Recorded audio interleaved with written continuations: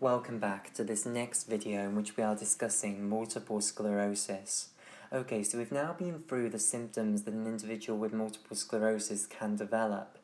And what I now want to do before we go on to discussing pathophysiology is just go over a few final little introductory topics. So I want to talk about some figures concerning the epidemiology of multiple sclerosis, and I also want to discuss the classification of the different types of multiple sclerosis, which is something that's very important to understand. After we've done those two things, we will then move on and discuss what is believed to be the pathophysiology that underlies multiple sclerosis. So, let's begin then with the epidemiology of multiple sclerosis. So, firstly, how rare is multiple sclerosis? Well, the figure that most people will quote if asked about the prevalence of multiple sclerosis is that it's 1 in 500 people. So 1 in every 500 people is affected by this terrible disease, multiple sclerosis. Another figure that's important to know is that in that population of individuals who suffer with multiple sclerosis, 2/3 generally will be women and 1/3 will be men. So the disease is twice as more common in women compared to men. So I'll just put this down here. So 2/3 of the individuals suffering from multiple sclerosis will be women, whilst only 1/3 will be men. So the disease is twice as more common in women compared to men. And that's a running theme for loads of autoimmune diseases. Most autoimmune diseases are more common in women compared to men. And indeed, this one isn't actually as extreme a difference as some of the others. Some autoimmune diseases can be 10 times more common in women compared to men. So this isn't as big a difference as it can be in the case of other autoimmune diseases. So, if you took a random sample of individuals with multiple sclerosis, you would find roughly that 2/3 of those individuals were women and 1/3 were men. That's another important figure to be aware of regarding multiple sclerosis. Finally, the final epidemiological figure I wanted to give you is if you were to go around these individuals with multiple sclerosis and ask what age did you start developing the symptoms of multiple sclerosis, i.e. what age did you get the disease, you would find that generally the high risk period is between the ages of 20 and 50 years of age. So YO means years old. So most people who develop multiple sclerosis develop it between the ages of 20 and 50 years of age. So summarising this then, 1 in 500 people on the planet suffer from multiple sclerosis. If you were to look at all the individuals with multiple sclerosis, you would find that 2/3 of them are female and 1/3 are male. And if you were to ask them what age they generally develop multiple sclerosis, you would find that it's between 20 and 50 years of age. Okay, so that's the epidemiology done.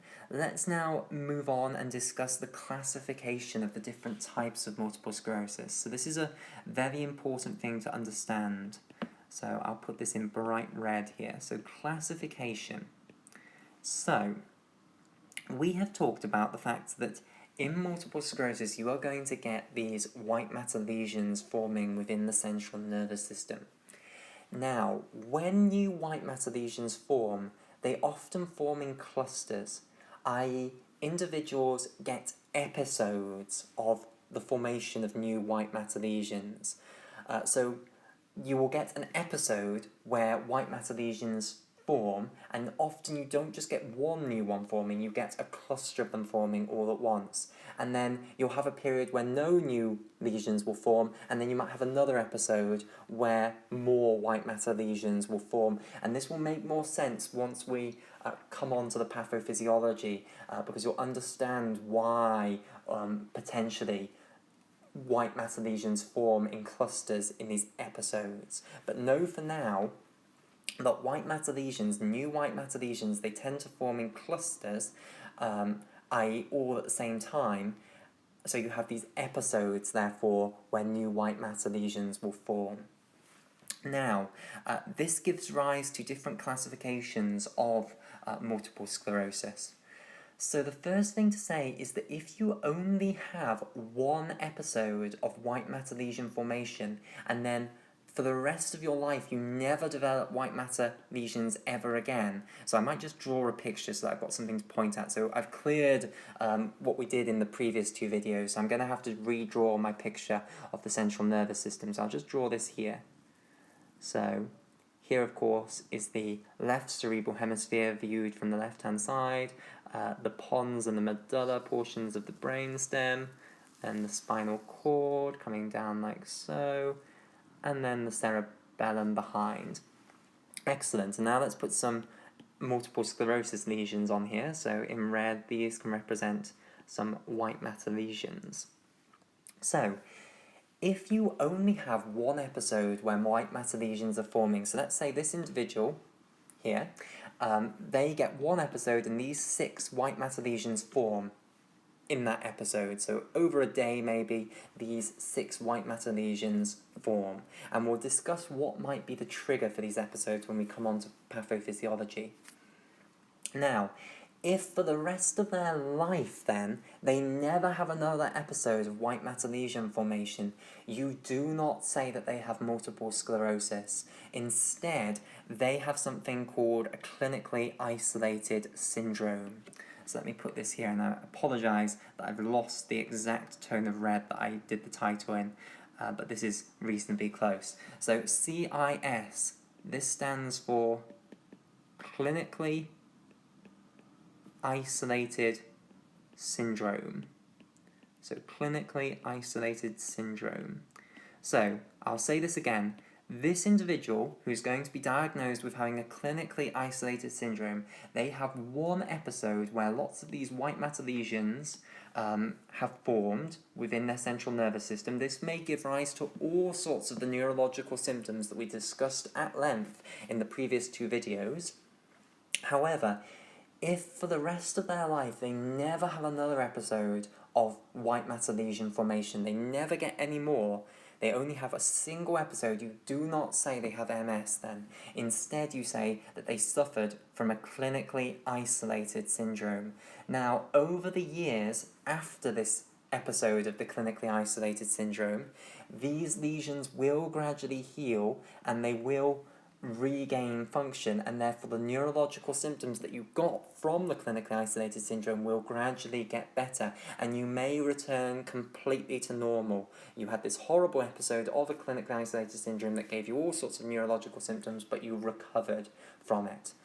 You do not have multiple sclerosis in that case. Multiple sclerosis, to be given the diagnosis of multiple sclerosis, you have to get recurrent episodes of new white matter lesion formation. So let's go down here now. So a single episode of white matter lesion formation is not multiple sclerosis, it's a clinically isolated syndrome. Until you have a second episode of white matter lesion formation, you are not given the diagnosis of multiple sclerosis. Now, there are different forms of multiple sclerosis now, so I'll put these here. So, the first form of multiple sclerosis is what we call relapsing remitting multiple sclerosis, or RRMS for short. So I'll write out in full what the RR stands for. So the first R stands for relapsing, and then the second R stands for remitting. So relapsing remitting multiple sclerosis. So I'll describe to you what happens in relapsing remitting multiple sclerosis. So in people with RRMS, they get recurrent episodes of new white matter lesion formation, spread apart maybe by months, maybe by years, okay, but they have recurrent episodes in their life of white matter lesion formation within the brain and spinal cord. And whenever these lesions form, of course, it will give rise to all sorts of new neurological symptoms. In the gaps between the episodes, those lesions heal and the neurological symptoms go away. So in people with relapsing remitting multiple sclerosis, you get a relapse, which is where the disease suddenly gets worse and you get all sorts of neurological symptoms, and then it goes into remission. The neurological symptoms go away as those white matter lesions that formed in that episode get better. Then, When you have another episode of white matter lesion formation, you have another relapse and you get all sorts of neurological symptoms again, potentially very different neurological symptoms from the first set of neurological symptoms because the lesions might be in different places, and then again it gets better, it goes into remission because the white matter lesions heal and therefore the symptoms go away. So in people with relapsing remitting multiple sclerosis, you have recurrent episodes of white matter lesion formation, and in between the episodes, the white matter lesions heal. So people often, for the classification of the different forms of multiple sclerosis, and I think I will change colour because I'm getting fed up of the dark red, like to draw graphs, very crude little graphs. So I will go along with this trend and draw a little graph for what relapsing remitting multiple sclerosis can be represented as. So along the x-axis we are putting time, and then on the y-axis we're going to put symptoms, and I don't know if I've got space enough to write symptoms here. So the y-axis is showing how bad your symptoms currently are. So in an individual with relapsing remitting multiple sclerosis, it looks a little bit like this. So they start off, let's say, with no symptoms, so the line is along the bottom, and then they'll have an episode of white matter plaque formation. So they'll suddenly get symptoms, and then it will gradually get better. So no more white matter plaques are forming, the ones that have formed are getting better, so it will come back down like this, and then they'll go back to having no symptoms, and then for ages and ages and ages they might not have another attack of white matter lesion formation, and then they might get another episode where they form new plaques, and then they'll go into the healing portion again. So it looks like this basically. You have these episodes where you get the symptoms and then you gradually heal from the symptoms as the white matter lesions heal. So this is a graph for what relapsing remitting multiple sclerosis symptoms do. And do understand that the diagnosis of these things is done on the basis of symptoms. So the relapsing remitting refers to the relapse and the remission of the symptoms. So your symptoms get much worse and then they gradually get better, they go into remission. Okay, now let's talk about the other forms of relapsing remitting multiple sclerosis. Now, let me, before I talk about the other forms, just say that actually this is the most common form of MS. 85% of people with multiple sclerosis start by having relapsing remitting multiple sclerosis. Over time, I'm afraid they go into a different form of multiple sclerosis, which we'll talk about in a moment. But at least at the beginning, 85% of people have relapsing remitting multiple sclerosis. So the other 15% of people get what we call primary progressive multiple sclerosis, PPMS. So the PP here stands for primary and then progressive. Now, again, in primary progressive multiple sclerosis, you get episodes where new lesions are going to be forming within the central nervous system. The problem in primary progressive multiple sclerosis is, for reasons that we do not understand, your white matter lesions do not heal in the time in between the episodes of new formation of white matter lesions. So once you've had an episode of new white matter lesion formation, they never fully get better ever again. So you never regain the function that you've lost. The symptoms remain present, and therefore gradually what happens is that you build up more and more symptoms, and this is why it's called progressive multiple sclerosis, because the symptoms just get worse and worse and worse. You're just adding more and more symptoms on. So you can probably draw this graph for yourself, but I will do it to spell it out anyway. So back to the green colour. So again, the axes are exactly the same thing. So we're having symptoms on the y-axis here, and we'll have time along the x-axis there. So I'll just put S for symptoms. So let's say you start off with no symptoms, then you have your first episode where you're forming new white matter plaques. So you get some symptoms like so, and you'll notice that because I've drawn the symptom axis not very high, I'm now having to show only little rises here, otherwise I won't be able to show what I want to show. But I'm not meaning to imply that the symptoms that you'll get will be less severe than this one. Imagine that the scale is different on these axes. So this, I imagine we've zoomed out effectively, and that the symptoms you're getting here are just as bad as these ones that we had in the relapsing remitting multiple sclerosis. Of course, it will depend on how many lesions form and where they form. Okay, this is just a technological issue rather than a difficult issue. I just drew the y-axis not high enough. Okay, so you get your symptoms here getting much worse when you had this episode of new white matter lesion formation, and then they don't get better, so it just stays like this, and then you'll have another episode of new formation of white matter lesions, and you'll get a whole bunch of new symptoms, and then it doesn't get better. And then you'll have another episode where you get new white matter lesion formation, and then again it doesn't get better. So you can see that it gradually just builds up and up and up.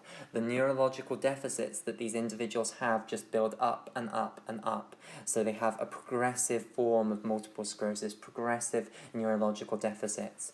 Now, most people do not start multiple sclerosis this way. This is only 15% of people who initially start with multiple sclerosis have this primary progressive form of multiple sclerosis. Again, I will stress that when I was showing these heights much smaller than here, I didn't actually mean that the symptoms that you get in a single episode are worse than in relapsing remitting multiple sclerosis. I'll stress again that the scale of these axes is different. If I was to show relapsing remitting multiple sclerosis on this same graph, I'd have the heights of the relapses just the same as this. Of course, in different people with multiple sclerosis, the episodes of white matter lesion formation will be different severities depending on how many white matter lesions form and where they form. Okay, right, so those are the two first initial forms of multiple sclerosis that an individual can develop. So when you first develop multiple sclerosis, you can either develop relapsing remitting multiple sclerosis, which is where the white matter lesions heal between episodes of formation, or you can develop primary progressive multiple sclerosis, which is where the lesions never properly heal. You never regain the neurological function that was lost, and therefore your symptoms just gradually get worse and worse. Unfortunately, most of the individuals who start with relapsing remitting multiple sclerosis don't maintain relapsing remitting multiple sclerosis. Instead, their multiple sclerosis turns into something called secondary progressive multiple sclerosis. So I will just put this here. So often, indeed, it's 2/3 of individuals who have relapsing remitting multiple sclerosis go on to develop something that we call secondary progressive multiple sclerosis, SPMS. So exactly the same sort of title as this one, except that we changed primary to secondary. Okay, so 2/3 of the individuals who initially have relapsing remitting multiple sclerosis go on to develop secondary progressive multiple sclerosis. And in secondary progressive multiple sclerosis, eventually, as time goes on, you lose the ability for the white matter plaques to actually heal. So in between episodes of new white matter lesion formation, they don't heal properly, and therefore your symptoms do start to accumulate. So let me again show this on a graph. So I will put this down here again. So again, on the y-axis we have symptoms, and on the x-axis we have time.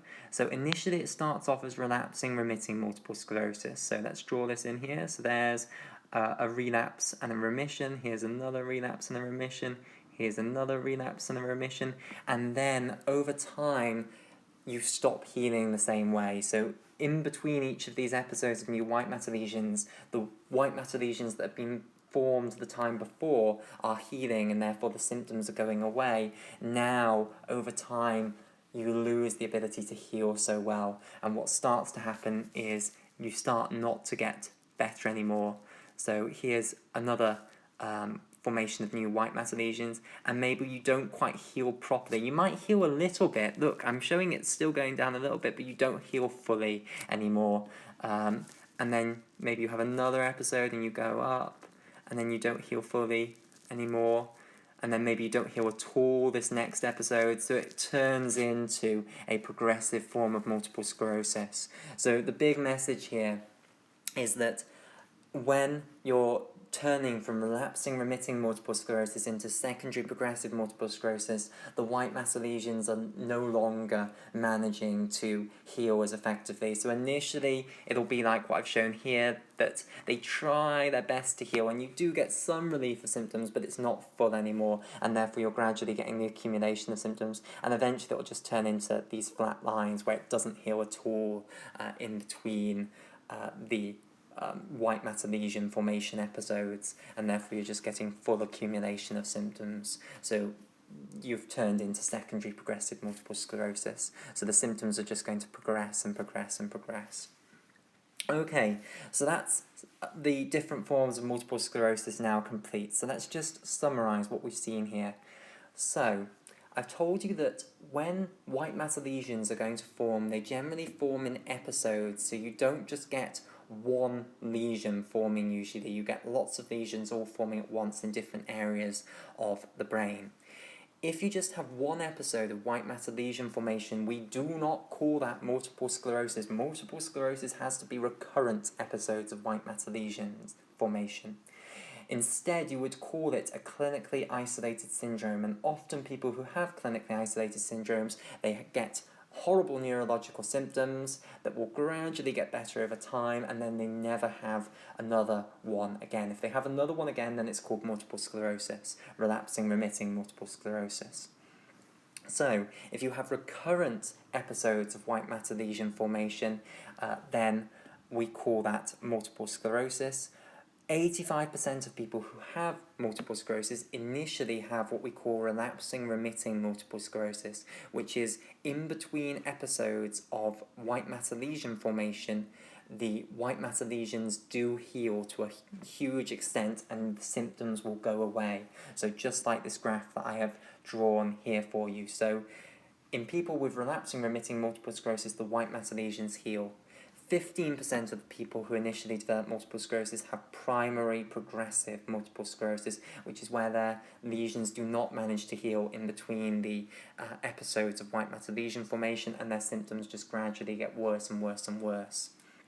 Unfortunately, 2/3 of individuals who started with relapsing remitting multiple sclerosis will then develop secondary progressive multiple sclerosis, which is where I'm afraid their brain gradually loses the ability to actually heal from these white matter lesions, and therefore the symptoms do gradually accumulate. So you start off with the relapsing remitting course, and then you go into a progressive course, and we call that secondary progressive multiple sclerosis.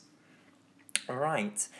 So, that is classification of the different types of multiple sclerosis complete. Let us now begin our discussion of the pathophysiology. So let's move all of that up there, and I'll get a new exciting colour, and we'll now begin pathophysiology. So I'll just put a title here. So we are now going to discuss what is believed to be the pathophysiology of multiple sclerosis. Now, I should stress that the spirit of all of science is that we are creating models to help us try and understand the reality that we live in. I am about to present to you a model of the pathophysiology of multiple sclerosis. This is our best current model of the pathophysiology of multiple sclerosis. There are holes in it, there are bits of the story where I will just have to say, and here is a hole that we can't fully explain, but which we might understand in the future. Also be aware that the model may well turn out to be wrong. It is our best current model. It may well turn out to be wrong. That's the way science works. So I'm presenting what in 2016 is our current best model of the pathophysiology of multiple sclerosis. But this is still a controversial topic.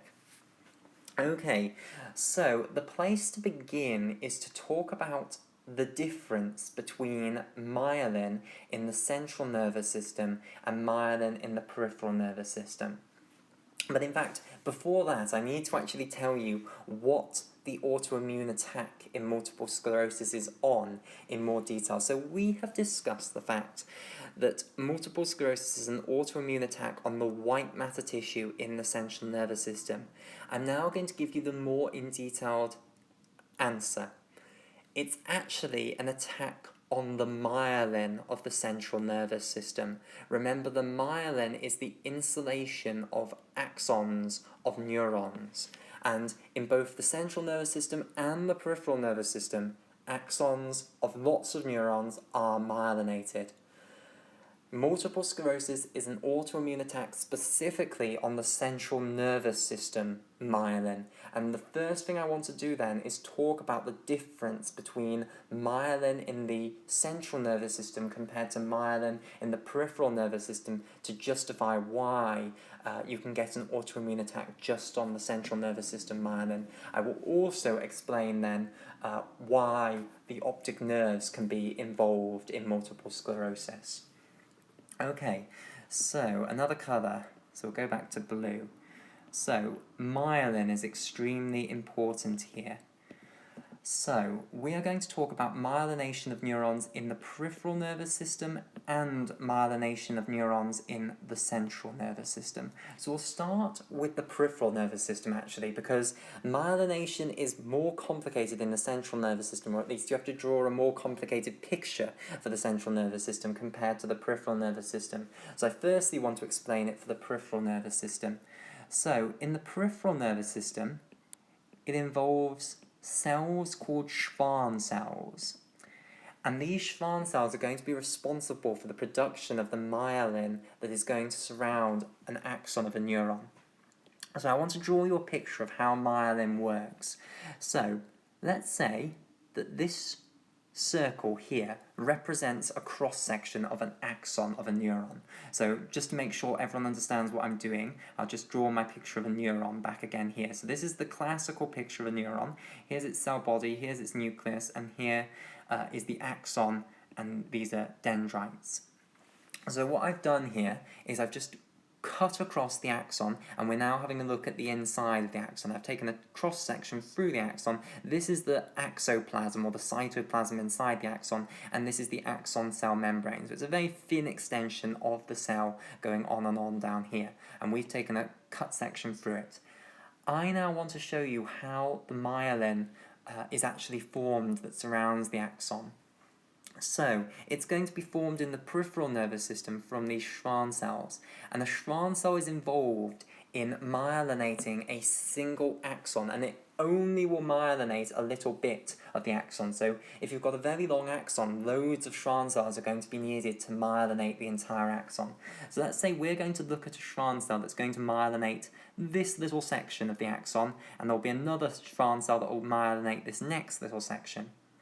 Okay, so we've taken a cross-section through this bit, and we want to see how the Schwann cell is going to do its job. So, let me firstly just draw the cell body of the Schwann cell. So here is the cell body of the Schwann cell. Here is its nucleus, and it's got some cytoplasm here in the cell membrane. The way the Schwann cell myelinates the axon is it makes an extension from its cell body that's going to be very, very thin, and it's going to wrap this around the axon loads of times. And I'm just going to draw another picture here to try and explain this.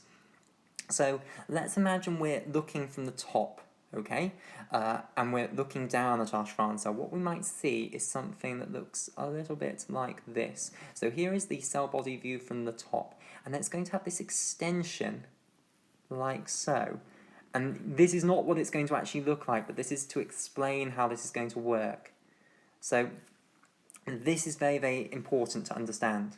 So here's the cell body, and this is going to be round, and then you can see that I've extended the cell membrane out here, and this bit is going to be extremely flat. So if I went from the top, and of course the top's all covered by a cell membrane, if I went from the top and drilled down through here, I'd go through the cell membrane through a tiny thin little bit of cytoplasm, and then through the bottom bit of the cell membrane, and then I'd be out of the cell. So this is a really thin square of cell.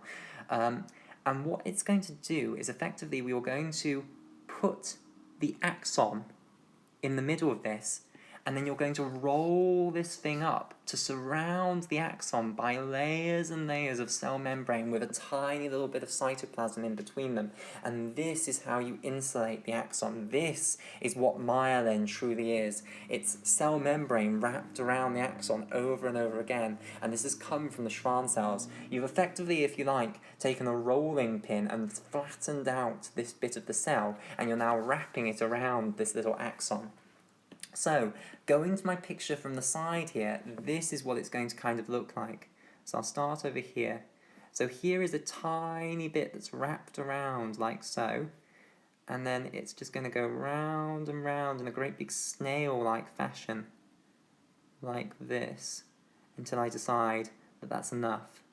Okay, and I'll decide like that. So I hope that kind of makes sense, that this is an extension from the Schwann cell. It's like rolling out the Schwann cell to make a really thin bit, and then we are wrapping this round and round the axon. So you're going to end up with this axon coated by layers and layers of cell membrane, and in between those layers of cell membrane you're going to have a thin, really thin little piece of cytoplasm, and this is how you electrically insulate the axon. So here's one Schwann cell doing this bit. So I'll just colour this in a bit better. So there's some myelin, and you'll have the Schwann cell's cell body there. And then next bit along, you'll have another Schwann cell doing it further along. And this is the way that we insulate axons in the peripheral nervous system. So Schwann cells are responsible for it in the peripheral nervous system. Another important thing to say is that the lipids of the cell membrane of this bit that has been rolled out and is being rolled around the axon are not just the normal cell membrane lipids. They're not the standard phospholipids of a normal cell membrane. You have lots of very special lipids in this bit of membrane that's going to be used to surround the axon, different lipids than you'd have in this bit of the cell membrane of the Schwann cell that's not involved in actually insulating the axon. So you have special lipids in this bit of the cell membrane, and you have special proteins. Okay, so I'll just put that in because this actually is quite important for understanding multiple sclerosis. So you have special lipids, and we're not going to go into the detail of all the different special lipids that you have, but just understand that there are special lipids in that portion of cell membrane, and also special proteins that the Schwann cell has produced and which it has put in this special cell membrane to make this myelin sheath. So that's also a piece of terminology I should put here. So once you've got this surrounding of the axon, this great big Swiss roll structure, this structure here, we refer to that as a myelin sheath around the axon of the neuron.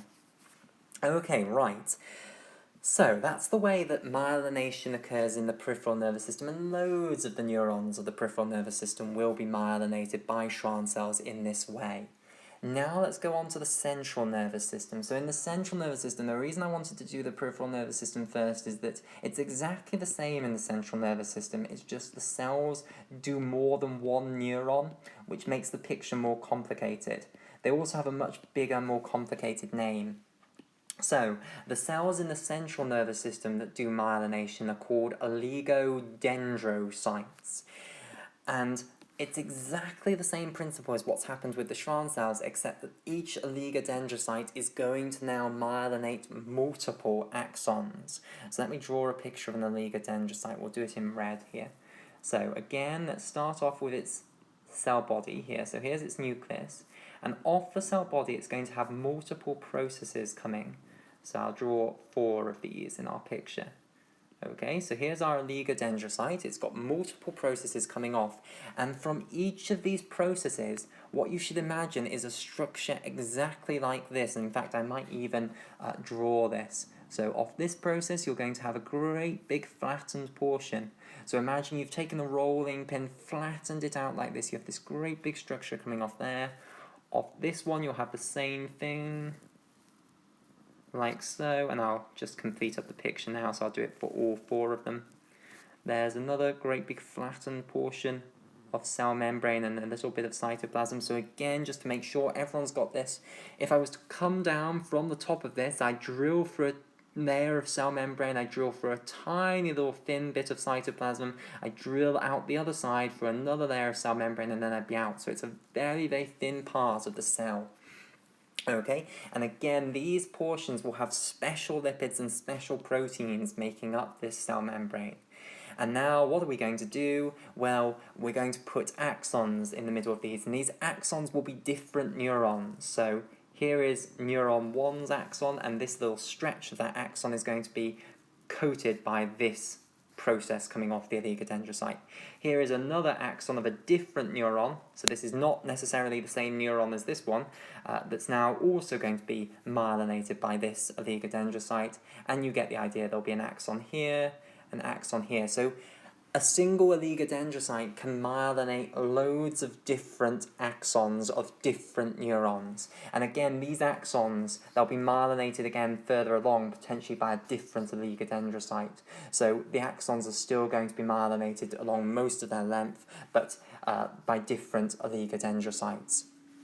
Okay, so the big difference then between oligodendrocytes and Schwann cells is that oligodendrocytes are of course in the central nervous system, while Schwann cells are in the peripheral nervous system, and oligodendrocytes do multiple axons of multiple different neurons. They don't just do one axon, whereas Schwann cells, they have one axon that they have the job of myelinating for a little segment of its length.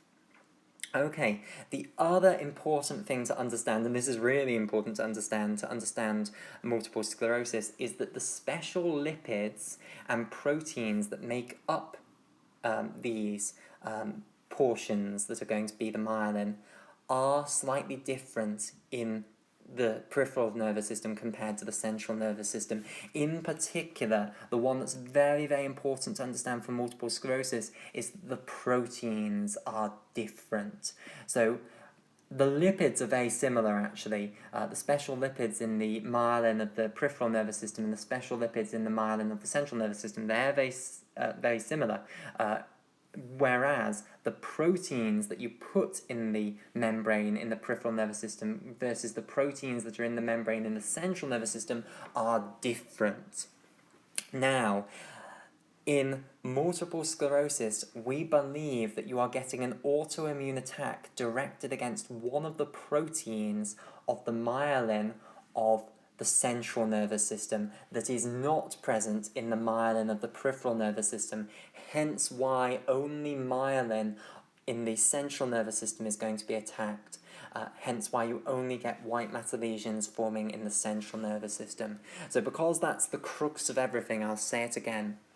We believe that multiple sclerosis is an autoimmune attack on one of the proteins within the myelin sheaths of axons within the central nervous system. And we believe that this protein that you are attacking is not within the myelin sheaths of the peripheral nervous system. Unfortunately, anticlimax here, we do not know at present what that protein is. There are candidates. There are lots of proteins that we are very suspicious may be the thing that it's directed against. But we do not know at present. We do not have one answer. We have lots of different candidates with different arguments in favour of these different candidates. It may be the case that in different individuals with multiple sclerosis that they are attacking slightly different proteins that are present within the myelin of the central nervous system. Okay, so it might not be the case that everyone with multiple sclerosis is always attacking the exact same protein of the central nervous system, myelin. Finally, it's important to say that the myelin of the optic nerves is produced by oligodendrocytes. So in the optic nerves you have oligodendrocytes myelinating the axons there, and that is why you can get the optic nerves involved in multiple sclerosis, because they have the myelin of the central nervous system with the proteins in it of the central nervous system rather than the myelin of the peripheral nervous system. So, there's the beginning of the pathophysiology. We will have a break here now. In the next video, we will start the story properly. We will start the story of how you actually end up launching an autoimmune attack on the myelin of the central nervous system.